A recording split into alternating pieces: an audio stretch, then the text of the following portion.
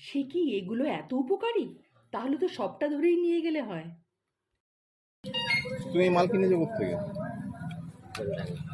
বেলডাঙা? বাবা, ওই রাতের লাল গলায় নিয়ে চলে আসবে ভ্যান্ডারে তুলে। কথোপকথনে জানতে পারলাম এরা এইসব মালগুলো ভোর রাত্রে বেলডাঙা থেকে নিয়ে আসে। সত্যি এদের কিন্তু স্কিলটাও আছে সুন্দর।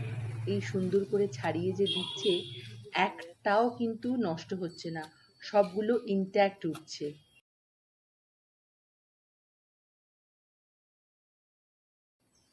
দেখুন, দেখেছেন কত সুন্দর করে তুলছে? এটাও একটা শিল্পকলা, আমার তো তাই মনে হয়। যাই হোক, এই তালশাঁস কিন্তু খেতে সত্যি অপূর্ব।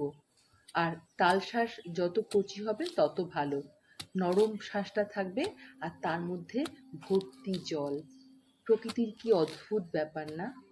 আমরা তাল পাকলে একরকম পাই, আর তাল যখন ছোট থাকে সে অবস্থায় আরেক রকম। অপূর্ব সৃষ্টি প্রকৃতির।